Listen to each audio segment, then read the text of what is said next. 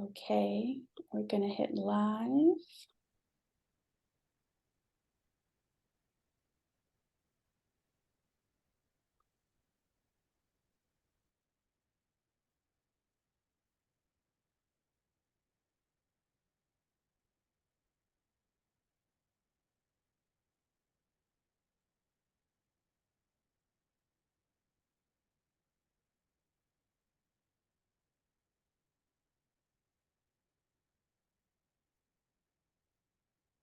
Here we go. They just transferred me. They just assigned me to do this. Here we go. Here we go.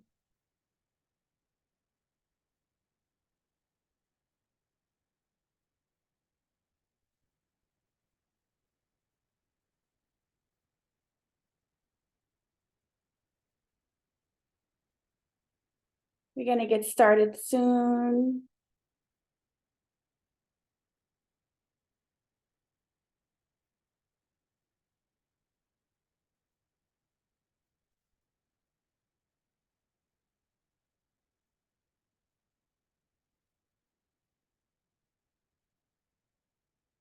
Okay. We're uploading, we're getting ready. Got it. The webinar is getting set up.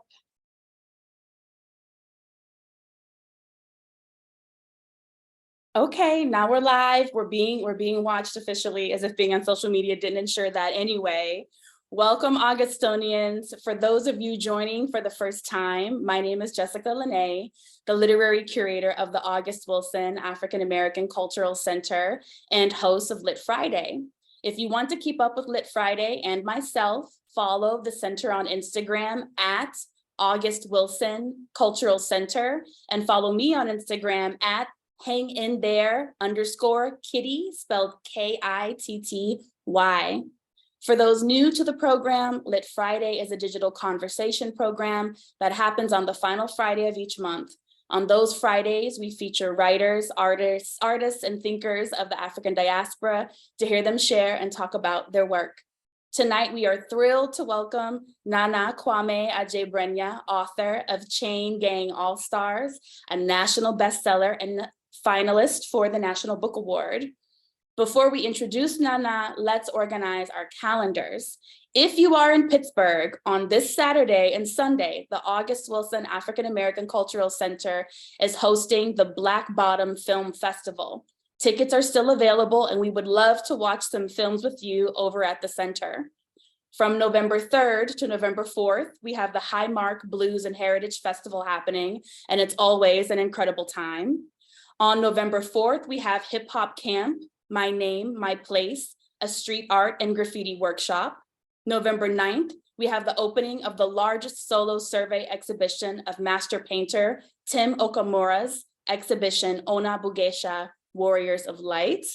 And November 15th, we welcome Dr. Jessica B. Harris, New York Times-bestselling author and a leading authority on food of the African diaspora, for our culinary series, A Seat at Our Table. I also want to see you back for November 17th for Lit Friday, because we will welcome multi-awarded poet Mahogany Brown for a reading from and conversation about her latest poetry collection, Chrome Valley. A note, we do not hold Lit Friday on the final Friday of November and December to avoid interfering with any plans for the upcoming breaks. So Lit Friday in November will be on the 17th, and Lit Friday in December will be on the 15th. And on November 18th, we welcome Mumu Fresh for our Soul Session series. For more details, registration, and ticket purchases, visit our events page at awaacc.org. And now I have the pleasure to introduce our honored guest. Nana Kwame Adjei-Brenyah is the New York Times bestselling author of Friday Black from Mariner Books in 2018. Of the collection, George Saunders notes, "These stories are an excitement and a wonder, strange, crazed, urgent, and funny, yet classical in the way they take on stubborn human problems, the depravities of capitalism, love struggling to assert itself within heartless systems, The wildly talented Adjei-Brenyah has made these edgy tales immensely charming via his resolute, heartfelt, immensely likable narrators, capable of seeing the world as blessed and cursed at once. Adjei-Brenyah's debut novel, Chain Gang All-Stars, which we'll be discussing tonight excitedly, is a national bestseller and a nominee for the National Book Award. About the book, Kiese Laymon says, in a narrative world where the real is growingly more unbelievable than the make-believe, Nana Kwame Adjei-Brenyah's Chain Gang All-Stars is an uncanny singular feat of literature. I've never read satire so bruising, so brolic, so tender, and really so pitch perfect. It's nuts brilliant. Just read it. And I was just telling Nana that I screamed that at strangers on the street when I'm holding the book. I'm like, have you read this?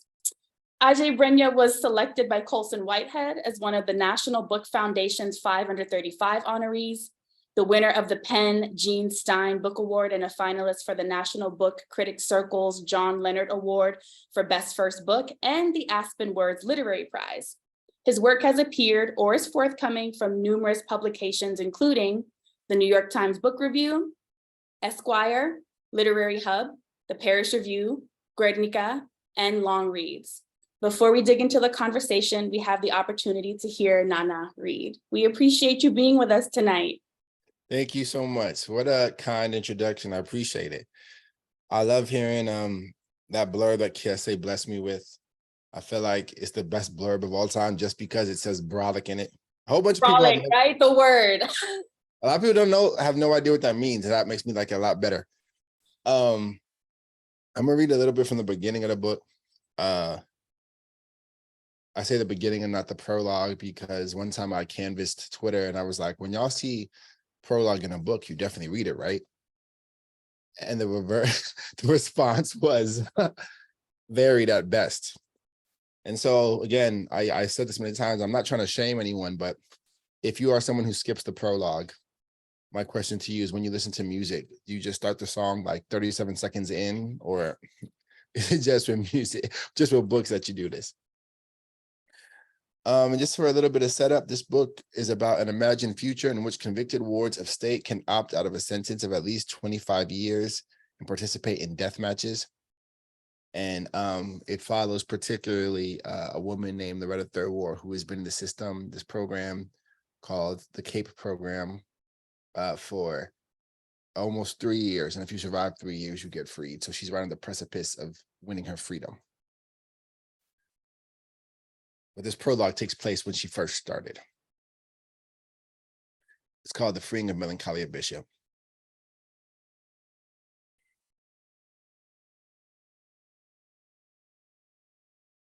She felt their eyes, all those executioners. Welcome, young lady, said Mickey Wright, the premier announcer for Chain Gang All-Stars, the crown jewel in the criminal action penal entertainment program. Why don't you tell us your name? His high boots were planted in the turf of the battleground, which is long and green, stroked with cocaine white hash marks like a divergent football field. It was Super Bowl weekend, a fact that Wright was contractually obligated to mention between every match that evening. You know my name. She noticed her own steadiness and felt a dim love for herself. Strange. She counted herself wretched for so long, but the crowd seemed to appreciate her boldness. They cheered, though their support was edged with a brutal irony. They looked down on this Black woman, dressed in the gray jumpsuit of the incarcerated. She was tall and strong. They looked down on her, the tight cords of black hair on her head. They looked down gleefully. She was about to die.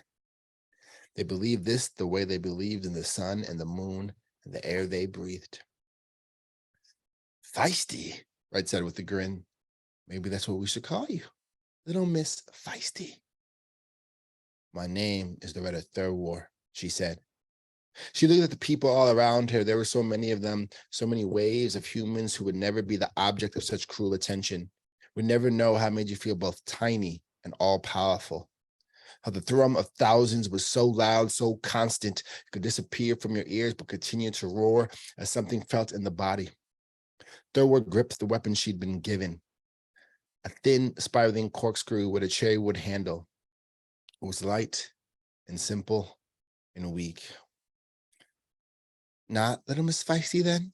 Wright said, walking a wide orbit around her. No. That's probably for the best, Loretta. She stepped toward his box. I hate wasting good names anyway.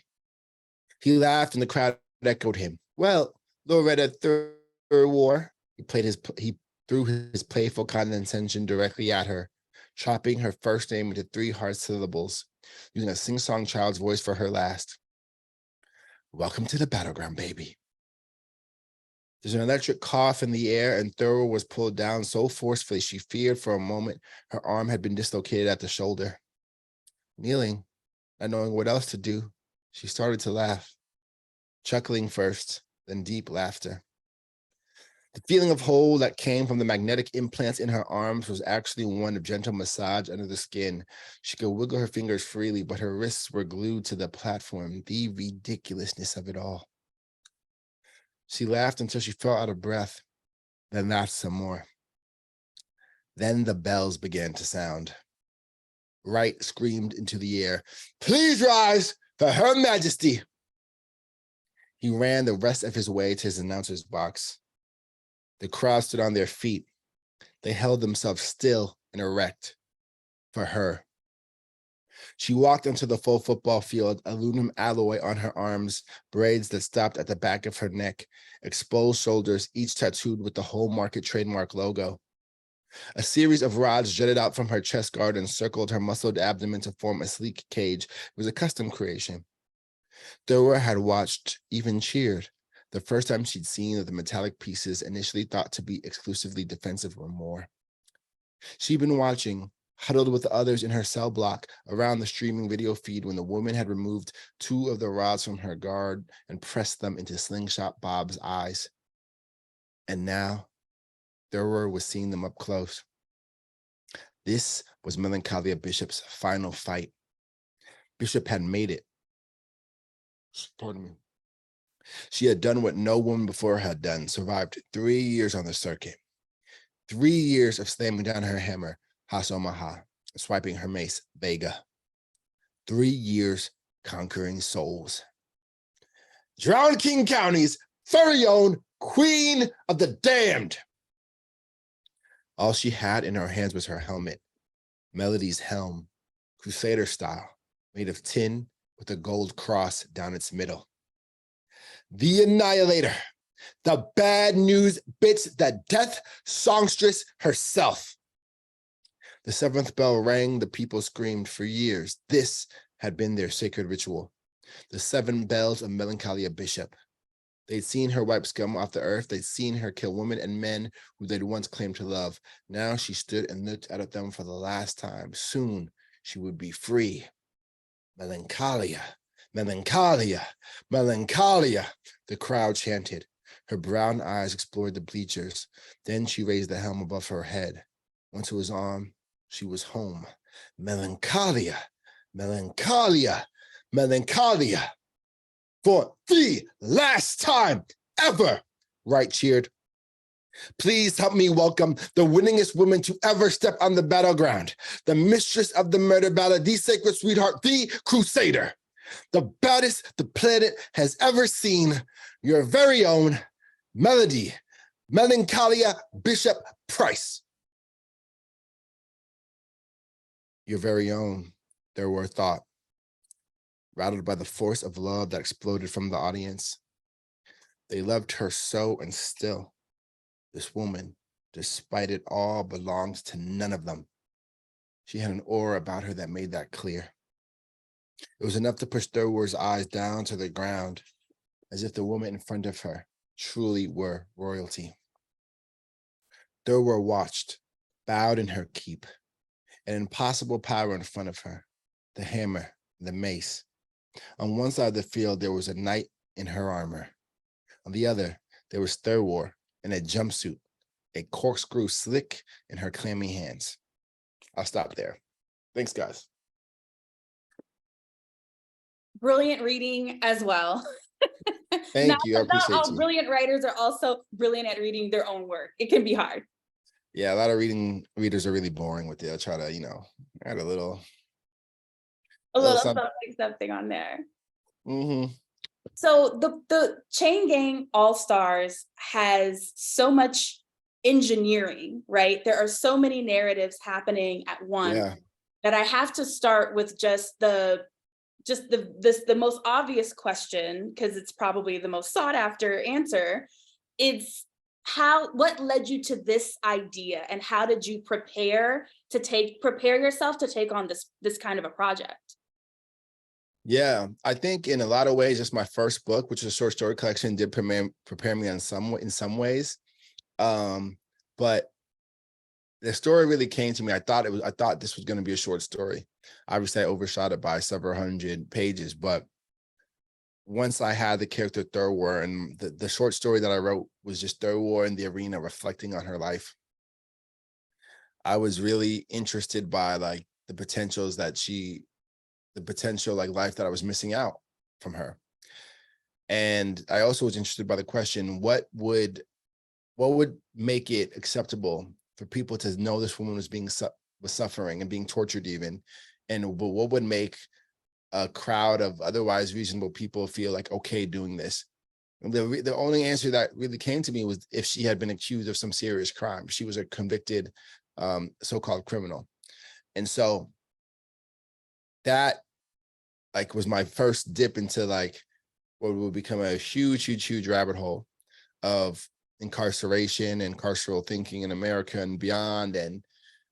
And that made me interested in that whole like crazy web of institutions that we call the prison industrial complex.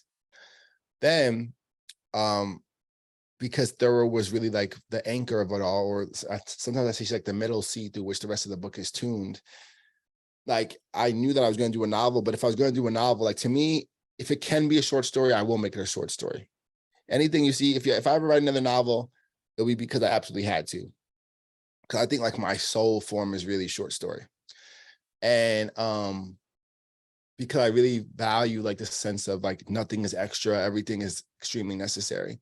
And this book with such a choir of voices, the guiding principle had to be, I had to be able to connect it back to Thurwar in some type of way. And so in terms of like getting to be able to write this book, it was having like this particular woman who's in a particular situation and then coloring the world around her in a way that made sense during a really pivotal moment in her life.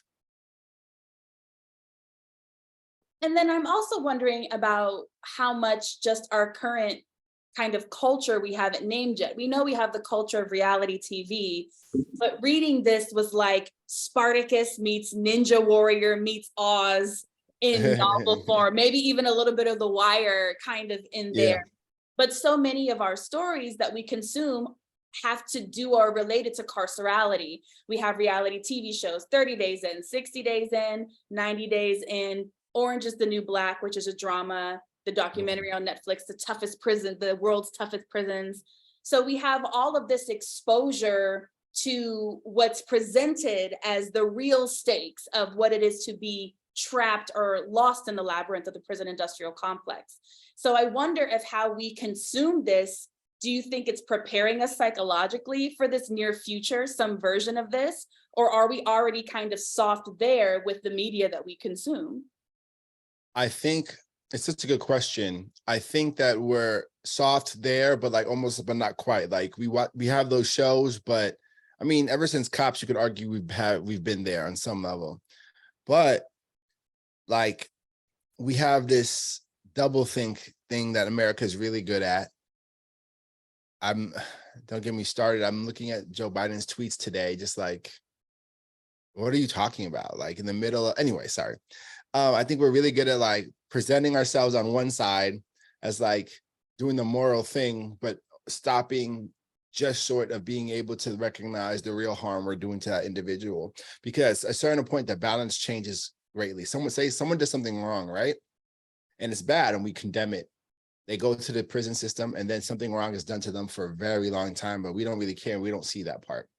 Obviously, some shows do, like Oz, and some shows have like given us an aspect to that piece, but so often like the ultimate like good rests in the hands of like the the one with the power to incarcerate, like the state or like the government or the whatever cop.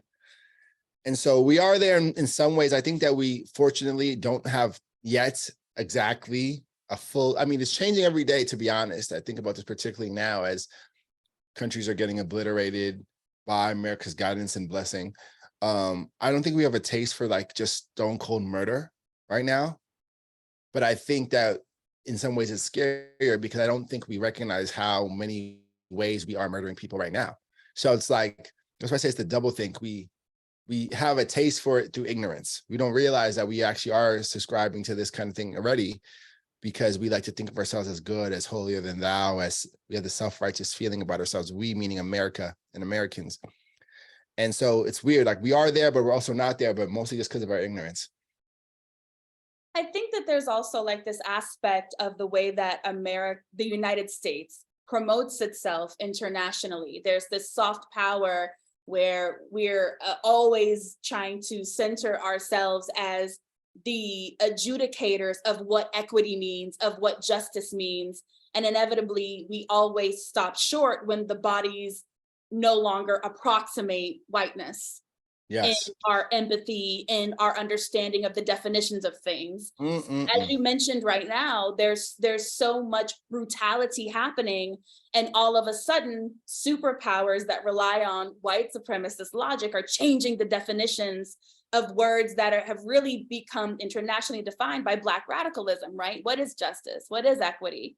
And I feel that that's here in the book. This change of this corporatization of prison is changing the definitions of the terms therein, changing the definitions of the game, the rule, or even what it means to be human. Absolutely. And that's a huge part of it, because I think it's so interesting to watch like the genociders try to tell you what is and is not genocide, you know, in real time. It's really trippy to watch it happen. And I think, again, it's almost like because like the propaganda machine is so strong, like they don't know what to do now that we can observe things ourselves. And they're just stick to their own like party line without any regard for like an observable reality that we now can also observe. And it's really harsh. But yeah, like I think that's another word, like in terms of equity and justice. And also on the other side, like genocide, it's like they try to be like, no, not that. Not that's okay. And it's something else to watch. But I think of the prison system as another kind of genocide, absolutely. And so that's why I say that. I mean, obviously it has implications in many other contexts, especially right now. But I think that if we can grow to be the compassionate society I know we can be, there will be a time that looks back at this time, this era, as extremely grim and as a genocide unto itself. Right. And another aspect of Chain Gang All Stars that I think is wonderful, especially in all of the narratives you decide to encompass in the novel itself, is that you're able to show the trajectory of how violence as entertainment affects people's intimate relationships. There's a relationship between a couple that in the book that revolves around consuming the reality TV around this brutal sport that's imagined in Chain Gang All Stars. Well, not even imagined, right? You have footnotes about enslaved Africans and enslaved Black people in antebellum the United States being forced to fight to the death for entertainment. And you're showing the historical trajectory between that and here. And I'm wondering what that kind of writing process looks like. Because sometimes the fear is this going to become didactic? Is this going to become too much? Is it going to become about this? Yeah. But those footnotes are working. Yeah, I appreciate it. It's a really big challenge because inherently footnotes feel like they could become didactic. Like they usually are inherently, like that's like usually their format. They're usually encyclopedic in their nature. They give you more information about something. And I actually don't like footnotes, you know, myself. I'm not an academic. I don't have a PhD. I haven't or I'm not a true academic. I always say like in MFA, like there's real academia and there's like us over here, you know? And be dedicated to a footnote, because as I've become better at reading footnotes, as I grow into what they call an academic, it can go from just page number, publisher to real tea. Yeah. About and conflict between scholars. Real tea. I love Real it. tea. And now, but yeah, and I've thought, and I guess rather what I should say is like, I thought I didn't like footnotes. And part of it, besides the encyclopedic nature of them, was that my big, like, sort of like writing, one of my big sort of like almost like not even moral, but like almost like this is what I believe in as a writer. It was like, you never break the fictive dream. So a lot of my goal was to never ever break this like spell I have the reader in. And I used to feel that the footnote almost necessarily, I mean, it kind of does, because you just mechanically and physically have to remove your eye and look downwards. And I remember a writer, Alexander Chi, was like, well, dreams are not linear. Dreams aren't so one state anyways. And I think I found that I had a lot of pleasure in not making it obvious what was going to be when you looked out the footnote. Like sometimes they are for more information, sometimes they're elegiac, sometimes they're almost like a joke. One of them is a certain type of footnote that I don't want to spoil, but like operates in that other way. So like, excuse me, there's just like a lot of dynamism in the way they unfold.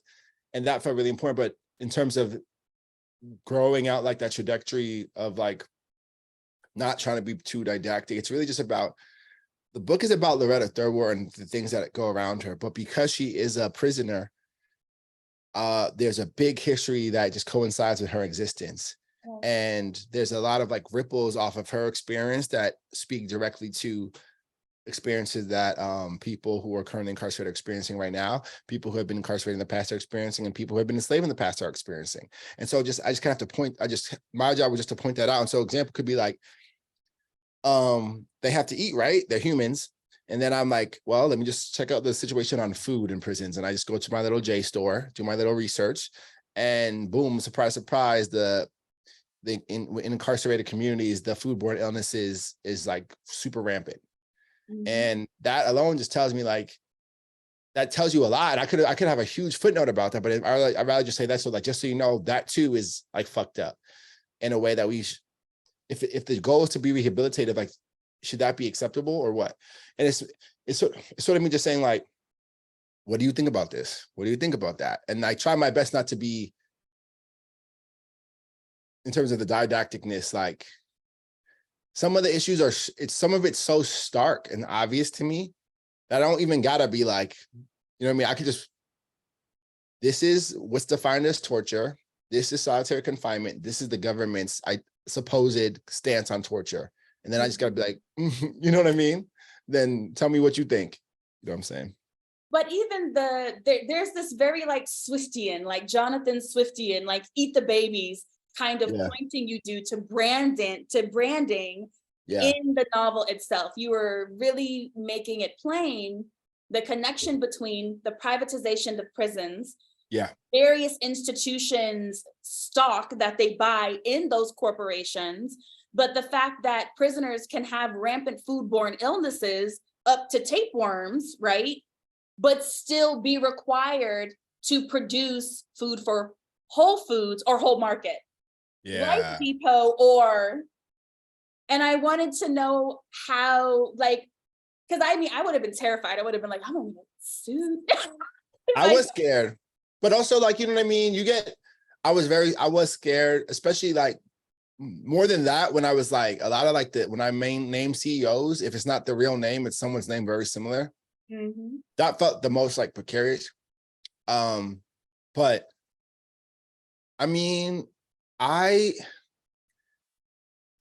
just can't, I just get frustrated. Like, I don't know how Whole Foods just like, you know, market themselves this way as it's like for the people, blah, blah, blah, and get to participate. I just don't think I'm just like, again, I just name them, you know what I mean? I just rather everyone kept it a buck. Like, I just look like, it's like, just say what you do and then let us decide, you know? And so to me, with the Whole Market versus like the like Home Depot or Life Depot, whatever, I don't feel like bad about that, because like it's just like a fact. And it's like, I'm not like making up something. The ones that I felt scared, if I felt most nervous about, was like when I'm like employing like people, but even that, like, they know who they are, you know, and in somewhat times they're proud of what they've done. With the LISO Act, the first George Bush is probably proud of that. And I'm like, this is just in case you don't know, this is, sometimes it's just about demystifying reality from what is presented to us and curating in that kind of way. Because again, I'm not saying like, fuck George H.W. Bush. I'm saying like, please have tanks now, and this is why. Mm-hmm. Or even just how the way you've constructed this world makes the emotional manipulation, corporate manipulation of people's emotional attachment to what defines their identities, almost this caustic energy that they can turn up or turn down the volume on, depending on what they're trying to market or get you to invest in, and especially in terms of safety. This question comes up over and over again from multiple characters throughout the book. And it's like, well, aren't the prisons actually keeping us safer? Or is it just a temporary cathartic theater for those who have unfortunately experienced violence and consider prison to be justice, because that's the only form of justice they've ever seen? But multiple people ask this question, but then you're able to present very honest and yet empathizing portraits of people put into this game that are, been incarcerated for SA, trigger warning everybody, or been incarcerated for harming somebody else until they're no longer present with us. And you're able to give their life a span without necessarily excusing their act of what they did. And that's such a hard psychological place to maneuver in as an artist yourself. What was that like, writing out these characters for you, and how did it help you access this world better? It's a really smart question. And in general, I really appreciate your reading of this book. I think I can see like where you're coming from with all the questions, and I really do appreciate it, because it's like kind of like the ideal things I would hope that people would think of. Yeah, that question of like harm is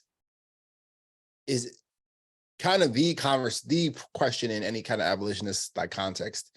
And to be like super like fair and also transparent, it's not like, I said this a couple of times, like for me, when I started writing this book, I probably started a little bit over 7, 8 years ago now, 7, 8 years ago.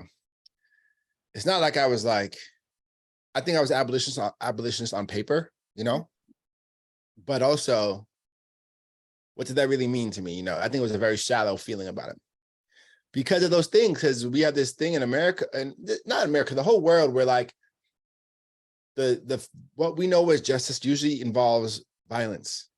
We think that violence must be met with violence. It's just a fact. Mm-hmm. And again, we see that again right now happening, unfolding. And so it's like in the water, we're all kind of poisoned with this like very reductive, simple kind of thinking. Excuse me. And the flip side of that, what is also this is another way of saying violence, but we're also trained that in response to those who do harm, we should withhold compassion. Mm-hmm. That is like an essential part, and actually isolate them from compassion necessarily, which is what prisons are. And so that feels right to us because all we know, it's all we've been taught. And so in terms of like how I came to write, thinking about this is by like wondering if that made sense. Again, having like sort of that little seed of knowing, for my father, for example, was involved in trying to help people who had done serious crimes be treated fairly, having that just seed in the back of my mind and wondering like, how is this cycle like perpetuated? Why are we always hurting each other? Why are we always harming each other? And so, yeah, and the full transparency, like I probably was like just a very shallowly understanding of it. And it was very limited too. I know a lot of people who say like, well, I'm an abolitionist except for people who do X. And if they do that, they deserve to be under the jail. It's kind of like this moral stance. They feel proud of it. And I get, and my sort of response, again, through learning like more about these, like this conversation, and then again, leaning a lot on people much smarter than me, like Ruth Wilson Gilmore and Angela Davis, and maybe like Albert Woodfox, is that like, we're not saying to like, oh, if you're a victim, whatever. No, we're saying here's a way to actually decrease these issues in our community spaces, in our local communities, in our greater communities, in our cities, in our countries, in our global civilization. It's to like infuse compassion into the way we actually build spaces and our appreciation of each other. And so like, it means acknowledging that prisons inherently kind of destroy our ability to respond meaningfully to mental health crises. They destroy our ability to respond meaningfully to the disease of addiction. They individualize and criminalize systemic issues like poverty. And those three things alone account for 90-something% of people in prison. And so what if we actually address these issues? How do we do that? It's going to be a myriad of ways. It's by totally re-understanding this world. But if we did that, who knows what we could do? I've been thinking a lot about how like our society, particularly America, but I think generally is like bookended by these like death institutions. Externally, we have militarism. Internally, we have the carceral state. And on both sides, if we divested from these like death institutions and invested in community in making sure people had food, just food. If people had food, how much would so-called crime disappear? And again, it's not to say that like maybe like that there's never, ever a time where like someone might have to be slightly removed from a space because they're in the middle of doing harm. It's about our approach to them. It's about thinking and never, ever. Again, it's a challenge because I'm not going to say like, I see here like, oh, I just can do it. If someone aggresses me, I wouldn't want to aggress them, period. But as a community, we can hold ourselves to a higher standard. That's the whole point of having institutions outside of ourselves. But right now, for the most part, we have a system that, oh, you did violence, well, violence happens to you if you are someone of color without resources, because we know it can be much more compassionate for people who have resources. So, and again, not to mention, it's also just ineffective. The efficacy is low because all the things we are afraid about that the system supposedly saving us are still happening all the time. So by doing the research and arming myself with like truth, in reality, it got a lot easier to like, and it's still a challenge because the programming in every side is good guy has a gun, throws the bad guy in jail, we win, go home. And so it's been a long process, but the book was sort of me discovering and relearning and organically, actually, like not from a place of, oh, I already know. Because there's a time where sometimes, you hear about something dark enough, you're like, well, but then if it depends on what you believe about people. And for me, I believe that people are good and everyone can be good. And it's just that if they're not, we lost them somewhere along the way. And I think we deserve to at least try. What if we at least tried the thing where everyone had some food, where everyone's mental health problems were at least had a chance to be meaningfully addressed? If people's addiction problems at least had a chance to be handled in a place where compassion was centered. What if we at least tried that for some time? And then, all right, if that doesn't work, then we'll go back to the drawing board. But we know for sure this carceral throw them in a hole thing doesn't work. So why are we so addicted to it? And spoiler alert, because people can make a lot of money off of it. Exactly. People can make a lot of money off of it. You have an activist character. I'm trying to say things about what's happening without giving away the plot. I see you doing it. Yeah. A wonderful surprise. There's a character in the book that makes a point. And one of the points is we can't keep blaming individuals. We have to see what our social structure, our legal structure, and what our philosophy of citizenship actually does to our institutions that are actually searching for a reason to criminalize you based on a vulnerability that you have that's completely human. It means that our philosophy around being a citizen is inherently one where there's a lack of compassion, a lack of humanity, a lack of understanding, and whether or not you feel citizen depends on how vulnerable you are and how much violence the state can do to you. But I remember being in high school and taking civics where I first learned this with a Black teacher. But if you ask kids nowadays about a civics class, they're like, what do you mean the three branches? Like, what are you talking about? What are you talking about checks and balances? And in our education system, it's like we're losing our historic memory, our ability to remember, which I think is the audience here. This audience is the audience that comes from the situation our education system is in now, right? Entertainment becomes history, but the structure you've chosen challenges that. Can you talk a little bit about entertainment becoming history? That's such a bar. That's such a bar. That's so real. Like entertainment, I'm like, I usually have my notebook with me. I'm gonna write that down because it really has. It's like scary. This is gonna be a tangent. I'm gonna get back to it though. Like I really think like we need to bring back the term like sellout. Because I'm like, anyone could advertise for anything.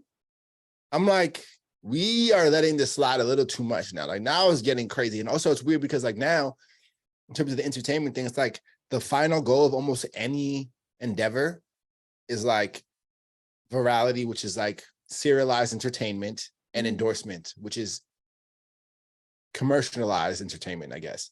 It's like, that's like just the goal now of like existence. I can't wait to write a story about that, where like, instead of graduating, you get like endorsed, you know, because it just feels like what is everything. And so, yeah, I think in terms of like entertainment becoming history, like like Donald Trump being the president, like it just shows like that's like a very stark, obvious example of it. It's like the most powerful thing is just people's attention, and people just like vote for what's they attend to, because again, they're being trained, because that's what can hold my attention for the longest, is like just what feels like is the best. We have this like fame economy, this clout economy, this like entertainment, then this numbers thing. And people truly get to feel like they're the best because of this, like just we've grown so accustomed to this, like, to me, the entertainment as history feels very connected to like the winner as history, the most, like just whoever has the most money. I think so much about how these like, like I obviously I like I guess not obviously, but I like rap or whatever, or music generally. And I think about now they talk about like their album sales.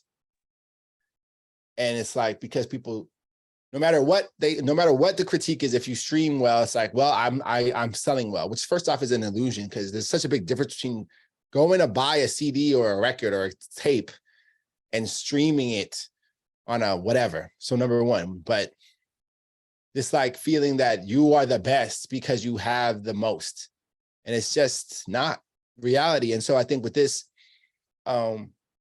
it's very Victorian. It's like, oh, if you're rich and successful, then that means you must be a good person. And if you're poor, then that's evidence that you're bad. It's like a very explicit. Victorian kind of. It's really explicit. And that's why that's why I want us to bring back sellout, because you can't sell out now, because overtly worshiping money is part of the craft anyways in some fields. How do you sell out if your whole thing was that you was rich? Like, it don't matter what you say or what you endorse, because you're getting to a bag or whatever. And I mean, and I even say for myself, as someone who's involved in like some level of commerce, like because I sell it, because there's a book that has my name on it that gets sold. Okay.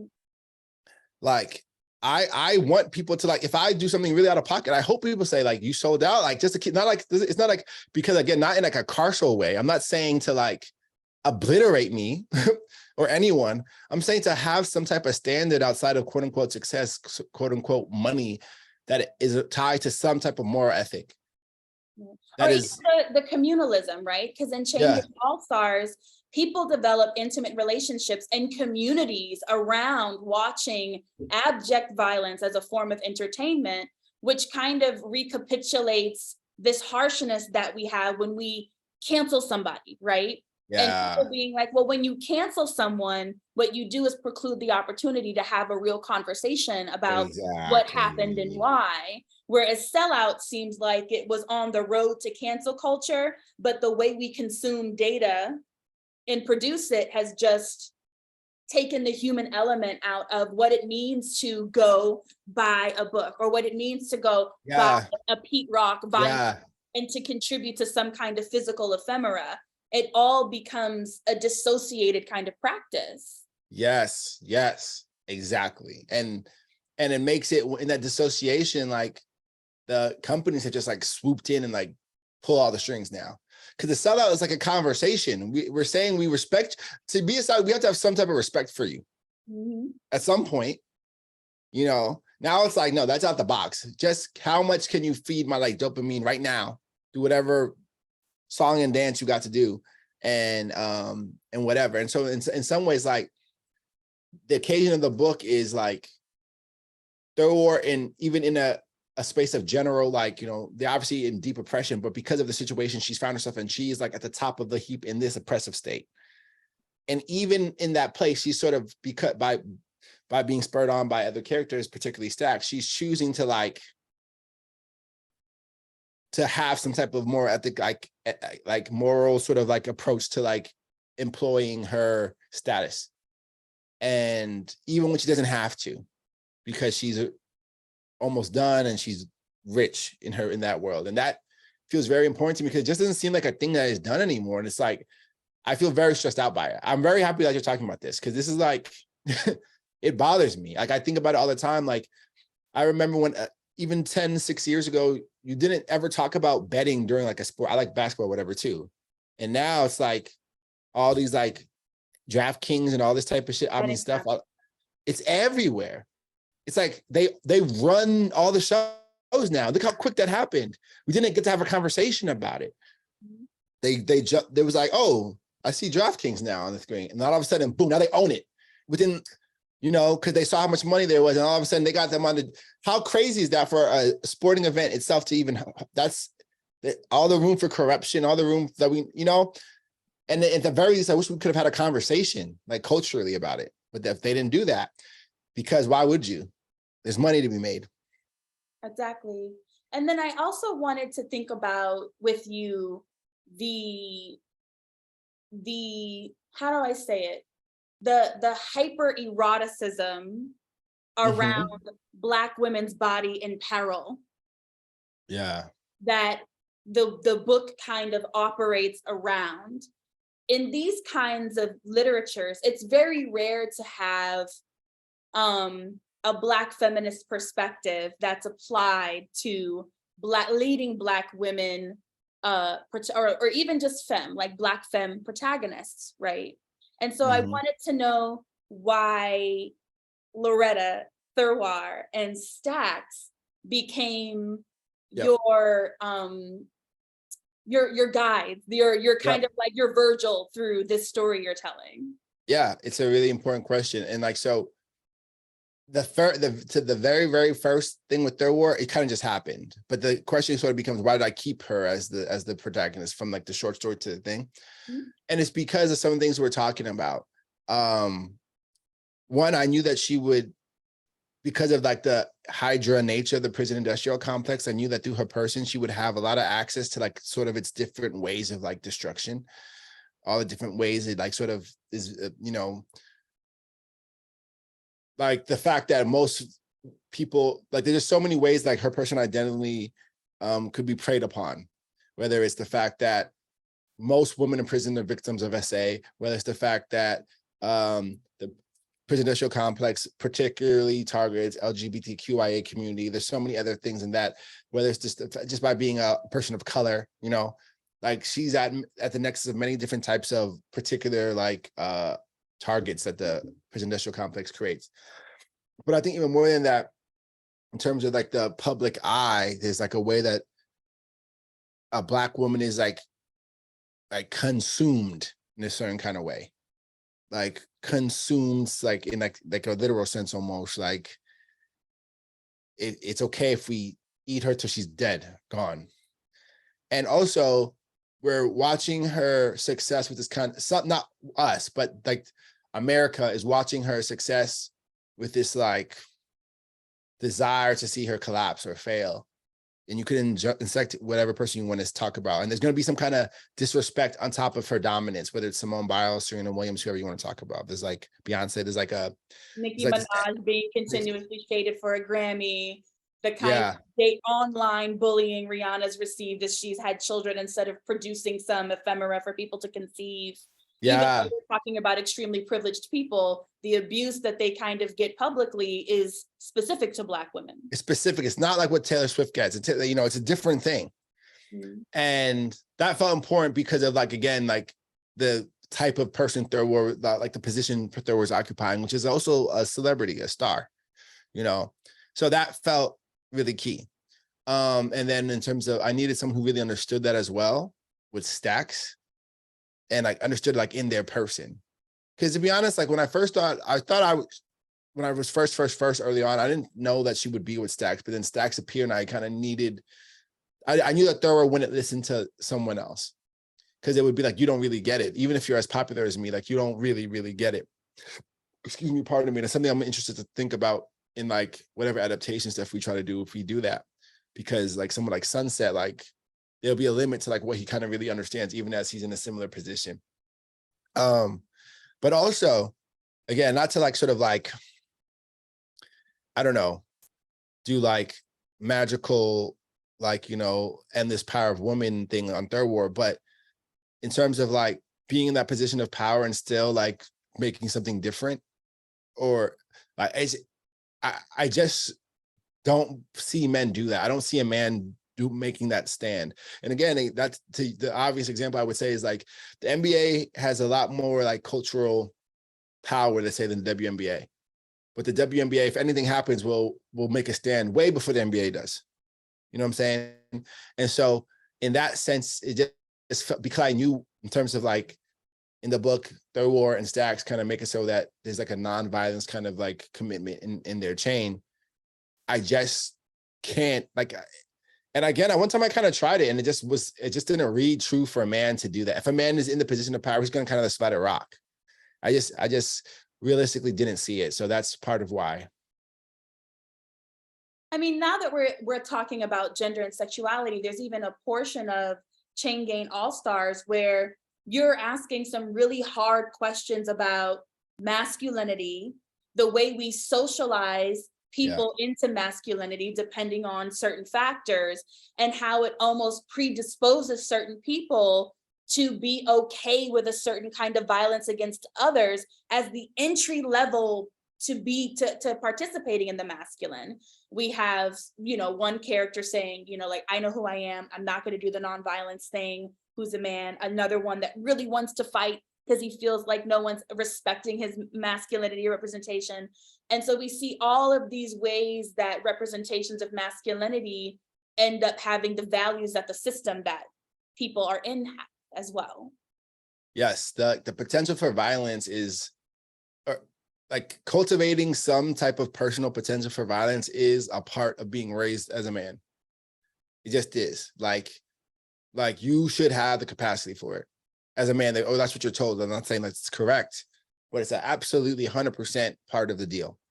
And that can be like, oh, so I think most times people say like in a defensive mode, which can be great, but without, again, a clear, like compassionate community to guide you, it runs rampant really, really, really, really, really fast. It turns harsh really, really fast. The violence is enacted against yourself and people around you very quickly. If it's not, because violence is very hard to contain.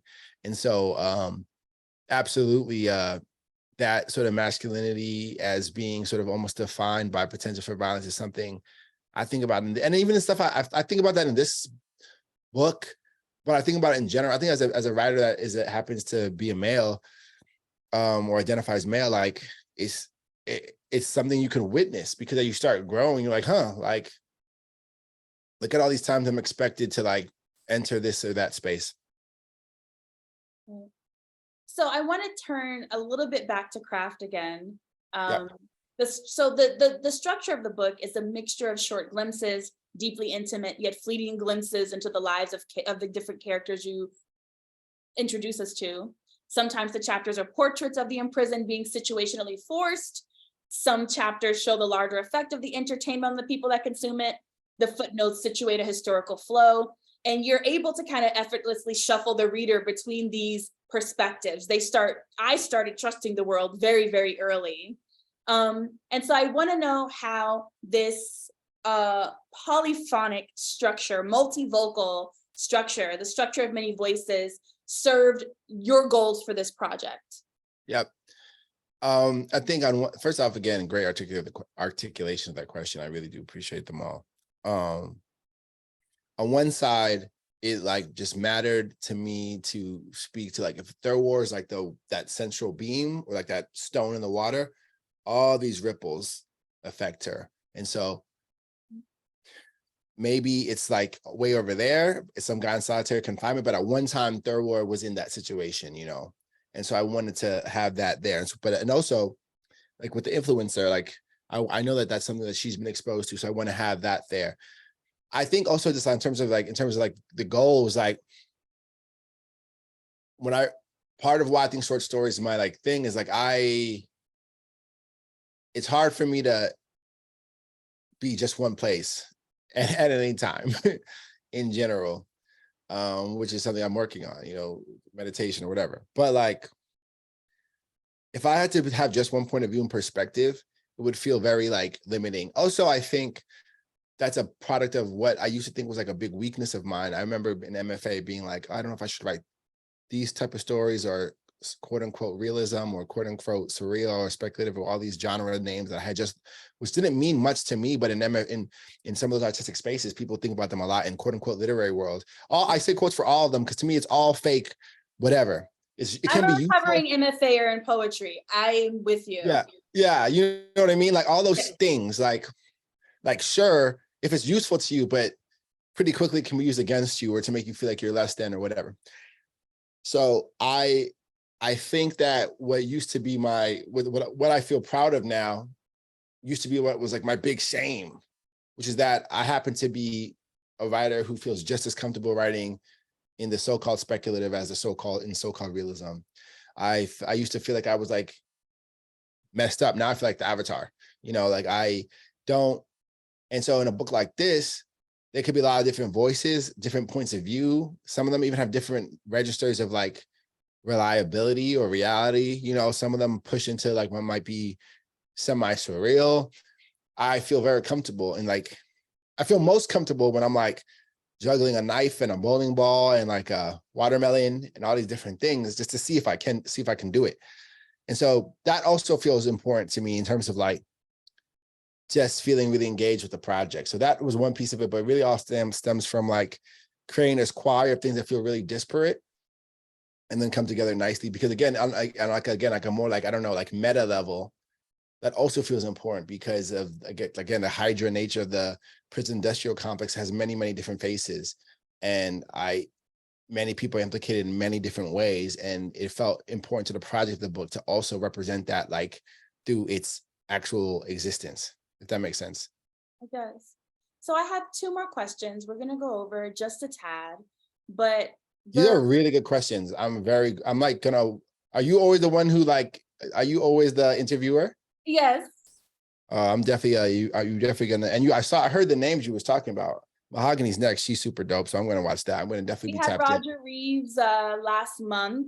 That's my guy too. And I, like Antonio Howard is a guest of ours who wrote his autobiography about being incarcerated for about, I think if I'm remembering correctly, 16 years for just being an accessory to a tragedy that happened. And he writes about his experience as a juvenile in the prison industrial complex. And is a great writer and a great journalist in his own right. But my question is one that I love your questions. I'm going to watch your stuff. I need to get your schedule, like the schedule after this, if you email me or something. I don't know. Sure, absolutely. But you were on the Daily Show, which is a big deal. You had an interview in Esquire, which people would say, that's a big deal. And congratulations on everything. Thank you. And now that the book is a national bestseller, I imagine that there are larger diasporan communities in various ways that are picking up this book. And so now it's gaining legs internationally. What has been difficult as you've been in the world discussing the subject matter of this book, right? What has been difficult about having this discussion with a broader audience? What's been difficult about that, but what's also been helpful or joyful about having these new experiences, talking about such hard subject matter with audiences that in a lot of ways are very ignorant to the structures that they live in? It's again, a smart question because everybody's not you, right? Like you clearly know what you're talking about and are steeped in this thing. And I can tell from just talking to you that you've thought about a lot of these ideas way before you ever read this book, right? And so like a challenge, which I haven't ever even named, but I'm glad that you even are bringing it up, is that I have to sort of like oscillate or like almost like it's not exactly code switching, but it's like I have to identify really quickly where A, the interviewer is at, and B, the venue.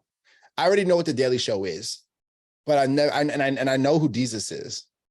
And like I rock with him, he's cool. But also I know like if it was Trevor Noah, it'd be different as well. You know what I mean? And so whoever you're talking to, you have to like try to meet them where you're at, because again, I don't mean to condescend to anyone, because I also understand where I was before. I'm from Spring Valley, Rockland County. Like before, like where I'm from, like people like Like there's a lot of ideas that when I went to grad school, I was exposed to that I had, where I'm from, I'd never heard of it. So, and I know there's people who are in some of these spaces that, whether you want to call it academic or whatever, who are very like condescending to those people because everyone they know are those people. But like, there's a whole bunch of world who has no idea about this, and I don't look down on them. Spirit, let me rephrase. It's not that people are ignorant to the system that they are in, but they have a different perspective for the knowledge that they do have about living systems, and that's more valuable to say than calling people ignorant, right? Yeah. And like there's like a true ignorance that is not bad. There's a, you know what I mean? Like you just haven't thought of it. I haven't been, let me see if this is true. Part of my whole, in some ways, like what I think I represent in like literary world is like a Trojan horse to exactly, in some ways, a Trojan horse to a lot of these ideas for people. Because also my person, I'm very kiki, but I'm like, on the inside, I'm like very like, we should burn this whole thing down a lot, like for sure, but but in my like person, I can be at the thing, and I don't know, some people might find that like my book is an entertaining book, but hopefully like it like hurts you, and even as and that's because I write what comes from my person and my essence, and everyone's role is different. Some people, their affect is more serious and they have to be straight up like, boom, I'm telling you straight up and down the facts. Me, I'm like, look at this, like, well, I'm like, watch here, but with the back of my hand, I'm like throwing like this information and perspective in like, through the sideway. And so the interview is like, when I'm out in the world, I'm always thinking, I've actually like naturally internalized just doing it quickly. And so the challenge kind of just is like trying to meet someone where they're at in a way I can say the most effective thing. The other challenge is just like,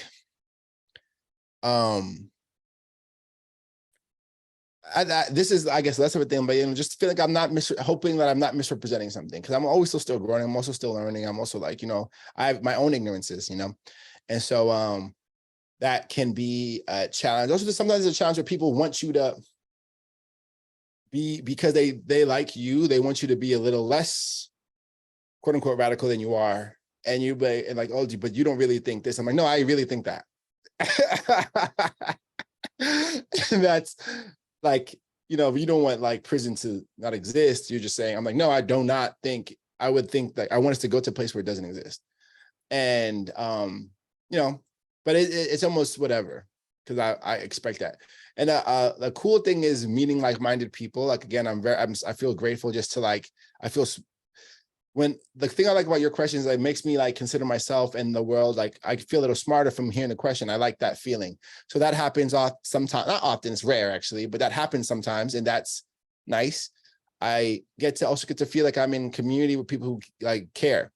I recently got to go to Shawagunk prison and talk to some guys inside, and just be like, I don't know, the book has made my experience of the world I'm thinking about less theoretical, and I get to be in community more, and it makes me smarter, and I feel like a more complete person, and that's probably my favorite part. And my last question is always for, the young writers, right? Who are watching, who will access this video, who, are just feeling the struggles, like, oh, how do I get into that journal? Oh, how do I get an agent? Oh, am I writing the right thing? Oh, well, no one's paying attention. What do I do? And the way that we are consuming and producing data is making it, I think, more of like a fluke when sometimes it does happen. These things happen for people. But what is one thing you learned in your writing career that you think other young or beginning writers should know, that you were happy to have learned but wished you knew sooner? This is gonna make me get up on my soapbox. I'm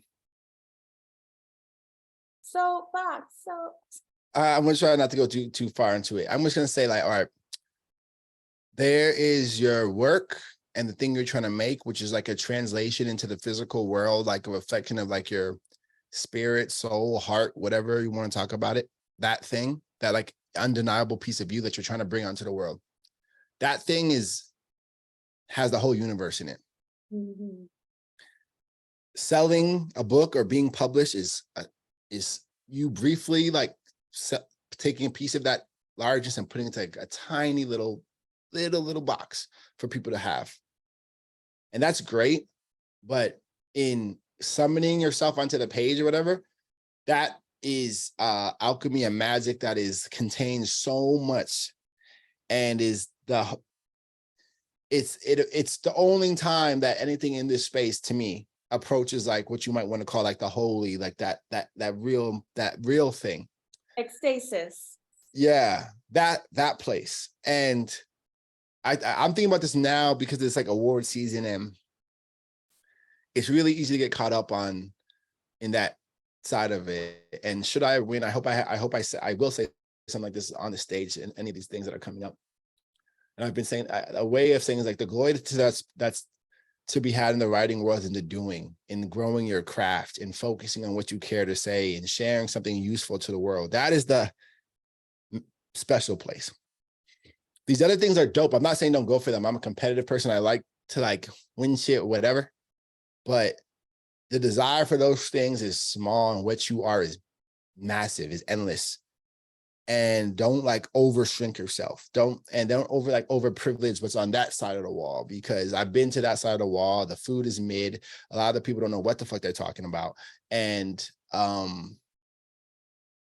lot of it's just it's a dog and pony show. Is that the term? It's like it's just costuming. A lot of it is costuming. A lot of it is costuming in art spaces in general. And so never lose your ability to distinguish from that real thing versus the costuming associated with the real thing. And you can do that by really focusing on your craft, continuing to find wonder in what you create, and not being afraid to try things that are challenging and difficult, and taking pleasure in that, making something from nothing. That's what I would say. Thank you so much, Nana. Everybody, Chain Gang All Stars. It's worth it. Is there an audiobook yet? Yeah, there is, and they killed it. They smoked it. It's 4 actors. They went crazy. Audiobook on a long drive, audiobook on a plane ride. Pick the book up. Do whatever you do to get your literature. We appreciate you being with us so much. And everybody, come right back on November 17th so we can hear Mahogany Brown talk about her latest, Chrome Valley. And I appreciate She's super dope. I'm coming. She's amazing. I'm gonna come. Come through. We want to see you. We'll give you the panelist link, and then we can all have a big conversation about the dopeness that Mahogany writes. This is really, if I'm like in town, I'm gonna be there. This was great. I really do appreciate the care and consideration you had in reading this book. Yeah, I can feel it very deeply. So thank you so much. No, I am grateful for seeing all of this information packaged into a physical space where people can spend time with it and absorb this in a way that makes it